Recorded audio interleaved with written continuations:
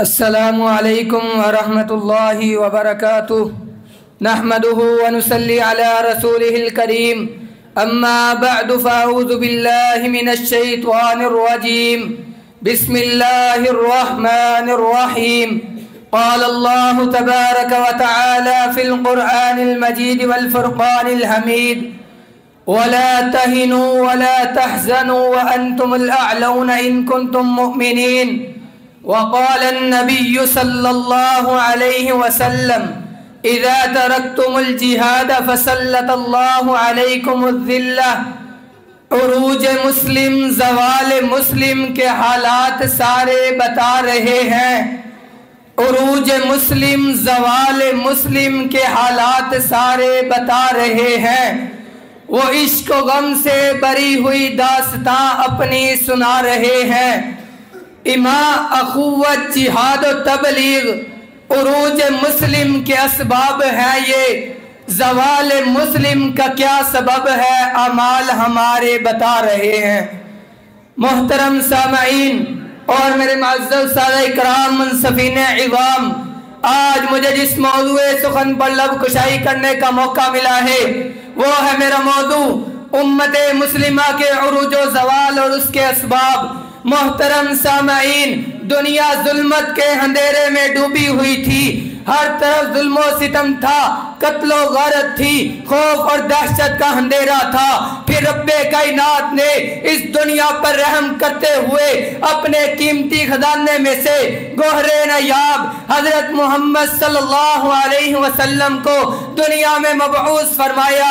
پھر آقا علیہ الصلوۃ والسلام نے دنیا کی تربیت کچھ اس انداز سے کی کہ ذلت کی بستیوں سے اٹھا کر عزت کی بلندیوں پر لا کھڑا کیا۔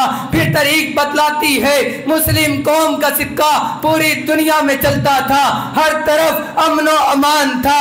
ارسطو کے جانشین علماء اسلام کے سامنے گھٹنے ٹیکنے پر مجبور تھے۔ اگر دنیا کے کسی کونے سے کوئی مسلمان اپنی مدد کے لیے پکارتا تھا، اس کی مدد کے لیے لشکر در لشکر نکلتے تھے۔ الغرض ہر طرف امن و سکون کی ہوائیں چلتی تھی۔ اگر ایک طرف آسمان اپنی آنکھیں ٹھنڈی کرتا تھا تو دوسری طرف زمین مسحور ہوتی تھی۔ مگر جب سے مسلمانوں نے قرآن و حدیث سے منہ موڑا، اس وقت سے زمین و آسمان مسلمانوں کی حالت پر روتے ہوئے نظر آتے ہیں۔ آج دنیا میں مسلمان پستی و تذلل کا شکار کیوں ہے؟ اس کے چند اسباب ہیں۔ ان میں سے سب سے پہلا سبب کہ آج ہم نے قرآن کو چھوڑا۔ یہی وہ قرآن تھا کہ جس کے بارے میں رب کائنات نے اعلان کیا، وَاعْتَصِمُوا بِحَبْلِ اللَّهِ جَمِيعًا وَلَا تَفَرَّقُوا۔ پھر آقا علیہ الصلوۃ والسلام نے فرمایا، إِنَّ اللَّهَ يَرْفَعُ بِهَذَا الْكِتَابِ أَقْوَامًا وَيَضَعُ بِهِ آخَرِينَ، کہ بے شک اللہ تعالیٰ اسی قرآن کی وجہ سے کئی قوموں کو عزتیں دیتا ہے اور اسی قرآن کو چھوڑنے کی وجہ سے کئی قوموں کو پستیوں میں گرا دیتا ہے۔ دوسرا سبب انما المؤمنون اخوہ کے سبق کو بلایا۔ یہی وہ سبق تھا کہ جس کے بارے میں آقا علیہ الصلوۃ والسلام نے فرمایا، المسلم اخو المسلم، مسلمان مسلمان کا بھائی ہے، طریق گواہ ہے۔ صحابہ کرام نے اخوت بھائی چارے کی ایسی مثالیں قائم کی کہ دنیا میں ان کی نظیر نہیں ملتی۔ ہجرت کے موقع پر انصار مسلمانوں نے اپنے مالوں میں سے آدھا آدھا مال اپنے مہاجر بھائیوں کو دے دیا، لیکن جب سے ہم نے آپس میں لڑائی جھگڑے کو جگہ دی تو اس وقت سے ہم نے اپنی تباہی و بربادی کو خود آواز دی۔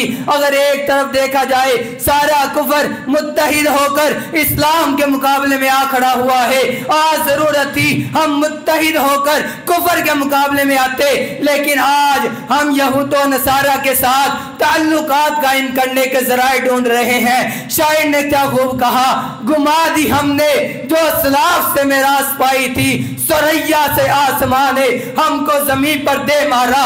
غیور نوجوانان اسلام، آج ہم دنیا میں اس قدر بے حال کیوں ہیں؟ ہیں وہ بھی مسلمان تھے، ہم بھی مسلمان ہیں، وہ بھی ایک اللہ کا کلمہ پڑھتے تھے، ہم بھی ایک اللہ کا کلمہ پڑھتے ہیں، لیکن وہ اتنی بلندیوں پر اور ہم اتنی بستیوں میں کیوں ڈوبے ہوئے ہیں؟ اس کی ایک بہت بڑی وجہ کہ آج ہم نے جہاد کو پسے پش ڈال دیا، آج ہم نے غیرت کی زندگی کے بجائے بزدلی کی زندگی کو اپنایا، اپنے اسلاف کی داستانوں کو بلا کر جھوٹے قصے کہانیاں یاد کر لیے، آج ہم نے جنگ کے میدانوں سے منہ موڑ کر انٹرنیٹ اور ٹک ٹاک اور فیس بک کا راستہ اپنایا۔ یہی جہاد تھا کہ جس کے بارے میں آقا علیہ الصلوۃ والسلام نے فرما دیا، سنن نبی داؤد کی 2484 نمبر حدیث ہے، فرمایا لا تزال طائفة من امتی یقاتلون علی الحق ظاہرین علی من ناواہم حتی یقاتل آخرهم المسیح الدجال۔